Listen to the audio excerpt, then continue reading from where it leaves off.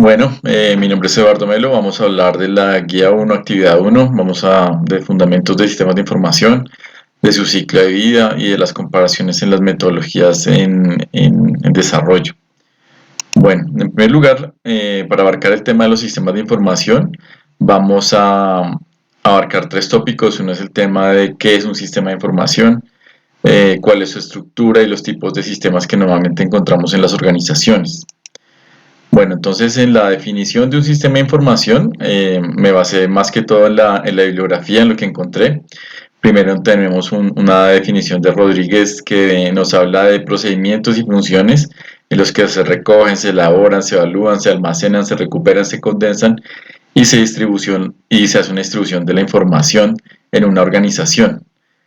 Mientras que, por otro lado, el autor Andreu y Ricard nos habla de procesos operan sobre una colección de datos. Hace una operación de recopilación, elaboración y distribución de la información desde la operación, dirección y control. Quiere decir que hace parte de la estrategia de las organizaciones. Digamos que este es el contraste que encontré en las definiciones de esos sistemas de información. Hablando de la estructura, podemos hablar de dos tipos de estructura que tienen los sistemas de información, una estructura vertical y una estructura horizontal. Digamos que la estructura vertical nos habla en diferentes áreas de las organizaciones. Tenemos un sistema de información a nivel operacional, que son más que todo transacciones de tácticos que son generados para decisiones a corto plazo, no sé, un mes, 2 meses, y los estratégicos que ya van a largo plazo, decisiones de años, decisiones de toda la organización. Dentro de estos tipos de organizaciones en estructura, hay otra forma de abordarlo y son de manera horizontal. Entonces, de manera horizontal tenemos subsistemas. Los subsistemas pueden vivir en cualquiera de estos niveles o estructuras de las organizaciones. Entonces, podemos tener subsistemas operacionales, subsistemas tácticos, subsistemas estratégicos. Entonces, digamos que las estructuras de los sistemas de información obedecen a esta lógica.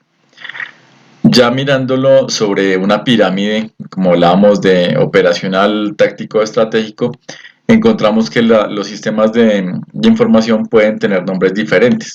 Entonces, como hablábamos a nivel operativo, a nivel transaccional, los llaman TPS o sistemas de transacciones, más que todo.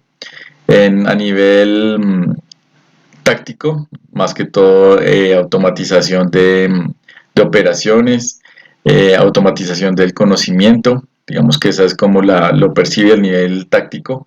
A nivel estratégico ya nos ayuda para la toma de decisiones. Entonces hay niveles muy altos en las organizaciones donde ya los sistemas de información dan soporte para las decisiones de una junta directiva o de un conjunto de ejecutivos. Entonces digamos que esos tipos de sistemas se diseñan de acuerdo al uso que van a tener en las estructuras de las organizaciones.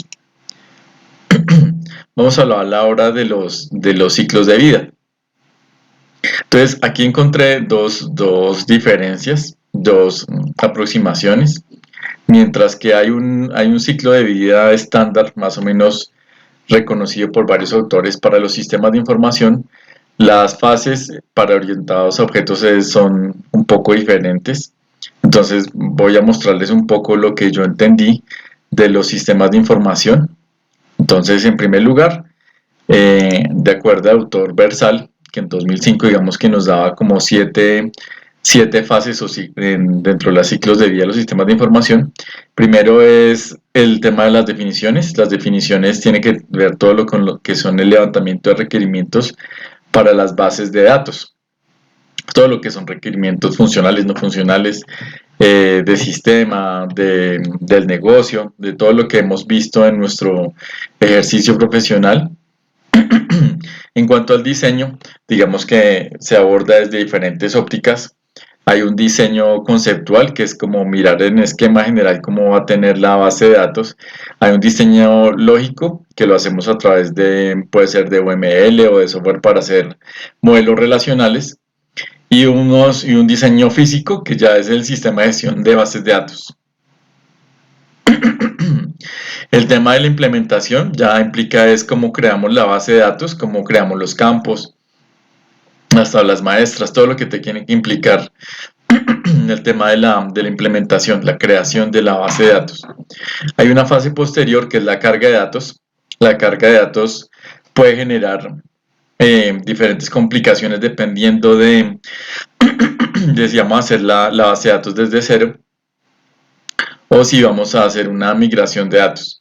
Hay veces que es tan compleja la migración que en ocasiones es mejor hacer la carga de datos pura por digitación o por carga masivo en lugar de importar datos de otras bases de datos previas. De la misma manera, las aplicaciones que manejaban esos sistemas de información, esta es la pregunta, ¿podemos reutilizar esas aplicaciones existentes o es necesario programar unas nuevas con la base de datos? Ambas alternativas son válidas dependiendo de la magnitud del proyecto. Hay una fase de validación que ya implica hacer verificación y validación de los datos respecto a lo que el cliente aspira a tener en la base de datos, a los requerimientos funcionales y sobre todo en cuanto a la confiabilidad de los datos. Y hay una fase final que ya es la operación, supervisión y mantenimiento, que ya es la fase final de casi todas las aplicaciones, no solo los sistemas de información, y es cómo hacemos para que la aplicación con el tiempo es actualizable, que los requerimientos si cambian puede ser escalable. Entonces eso es como un ciclo de vida para los sistemas de información. Vamos a hablar ahora de acuerdo a qué fases, cómo cambia cuando se orienta a objetos. Entonces yo puedo tener sistemas de información como los que veíamos, pero también yo puedo desarrollar sistemas de información orientados a objetos. Entonces las fases que define el autor García Peñalvo son análisis orientado a objetos, diseño orientado a objetos, la implementación orientada a objetos. En el análisis se hace la identificación de las clases, qué clases vamos a utilizar, qué clases podemos sacar de otros programas previamente desarrollados, sus atributos y sus servicios. Quiere decir, hasta en el tema de objetos es muy importante reconocer el polimorfismo, la herencia, digamos que todo lo que implica las clases y los objetos, las relaciones entre las clases, cómo las vamos a utilizar y a relacionar, cómo hacemos el emplazamiento de las clases y cómo hacemos el pase de mensajes entre un objeto y otro, entre una clase y otra. Entonces todo eso implica la fase de análisis. Según el autor, pues las fases de análisis y diseño no concurren una detrás de otra, sino se van haciendo simultáneamente. Entonces el tema de añadir las clases, la interfaz, la base y la utilidad, prácticamente que se hace desde que estoy haciendo el análisis. Lo mismo el refinamiento de las clases, cuando ya escogí clases, de pronto traje clases de otros programas, clases que son de uso común, es como las refino para que me quede adaptado a mi base de datos.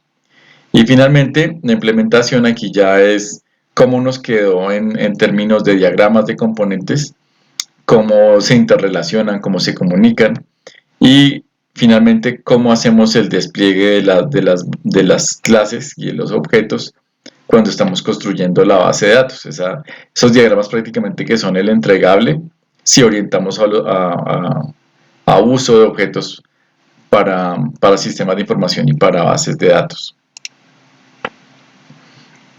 Bueno, dentro de las formas como uno se puede aproximar el desarrollo de los sistemas de información, uno encuentra diferentes metodologías en el desarrollo. Entonces vamos a hablar acá de 4 metodologías que son de amplio uso. Vamos a hablar del Scrum, del Kanban, del Business Process Model y del Design Sprint, que son metodologías similares en muchas cosas, disímiles en algunas otras. Vamos a abordar de diferentes puntos de vista. Entonces, primero vamos a hacer la comparación con base en los requerimientos del sistema. Entonces, en la metodología Scrum se hace algo que se llama Product Backlog, que sencillamente es desarrollar qué tareas tenemos a través de las reuniones del equipo. Reuniones del equipo empezamos a hacer como la priorización, empezamos a hacer qué tareas vamos a desarrollar y las empezamos a valorar en cuanto a su tamaño y en cuanto a su prioridad. Entonces esto nos va generando como un cúmulo de tareas, un cúmulo de requerimientos, por ejemplo, para el tema de sistemas de información. En la metodología Kanban se apoya mucho en las historias de usuario, en los criterios de aceptación y en las expectativas para cada entregable. En el Business Process Management lo que hacemos es, eh, hacemos un levantamiento del proceso como está, o sea, cómo está el sistema de información. Esa primera aproximación normalmente la metodología se llama as is o como está en el momento y se documenta la información que se tiene del sistema. En el Design Sprint se hacen las historias de usuario en las cuales se entiende, se idea y se decide cuáles se priorizan. Digamos que esta es como las diferencias o las aproximaciones que tenemos en cuanto a requerimientos del sistema. Vamos a hablar ahora del diseño. En el diseño, digamos que en el Scrum casi todas las fases se hacen iterativamente. O sea, no vamos a encontrar en el Scrum que hay una fase en la que se dedica a diseño, sino que siempre se itera a través de diseñar, probar, prototipar y volver a comenzar. Digamos que es muy iterativo y generalmente la metodología del diseño tiene esa configuración. En el Kanban lo que se hace son cosas por hacer, cosas que están en progreso o work in progress, cosas que están realizadas y cosas que digamos que están atrasadas. Las entregas son incrementales, hay pruebas de aceptación. Hay una metodología similar al Scrum que se llama Kanban Daily, que es una reunión diaria en la que se evalúan cómo nos fue con el tema de las tareas. Se pueden hacer retroalimentaciones al equipo de trabajo respecto a cómo estuvo el tema del diseño respecto a lo que se planeó. En el Business Process Management lo que se utilizan son diagramas. Entonces, el Business Process Management es una metodología de procesos industriales, de procesos administrativos. Entonces tenemos diagramas de flujos, tenemos diagramas de cómo se mueve la información, cómo son los roles. Podemos utilizar también herramientas como los diagramas de Gantt o los cronogramas. Digamos que la metodología es muy vasta para utilizar herramientas, o sea, tenemos todas las herramientas posibles en cuanto a desarrollo de procesos. Entonces, digamos que el diseño hace uso de todas esas herramientas. En el Design Sprint, generalmente se trabaja mucho con prototipado. Entonces, el prototipado también es un proceso que es muy iterativo. No se hace un prototipado a alto nivel, sino es un prototipado, digamos, de bajo nivel para no desgastar mucho los recursos y se va validando con el cliente. Entonces, digamos que es como el diseño es diferente en cuanto a cada metodología. Acá vamos a hablar de la interacción con los usuarios. Generalmente todas las metodologías ágiles, metodologías innovadoras, tienen en común que dependen mucho de una interacción fuerte con el usuario. O por lo menos con el Product Owner, si no es posible. Entonces, en el Scrum, durante el Planning Meeting, se hace como con el cliente una priorización de las tareas, se planean también cómo llegar a los objetivos a corto plazo, los sprint goals. Digamos que la interacción con el usuario es mucho a través de las reuniones de Scrum. Mientras tanto, en Kanban, esa interacción solo se da al final de cada entregable. Entonces, digamos, yo puedo desarrollar una tarea y después, cuando el cliente la ve, hace sus observaciones. Generalmente se pueden entrar a hacer modificaciones, pero van en la medida que los entregables se van completando. En el Business Process Management lo que hay es que el usuario valida el mapeo. Digamos que el mapeo es una herramienta del Business Process Management, identifica posibles mejoras y falencias. Esto, digamos que ahí es donde está el corazón del Business Process Management, que es identificar las mejoras del proceso ASIS para un proceso to be, que es como el deseado. Y en el Design Sprint se hace una validación, digamos que se hace las interacciones con el usuario, es validación a través de prototipos, que es lo que realmente el usuario entendería.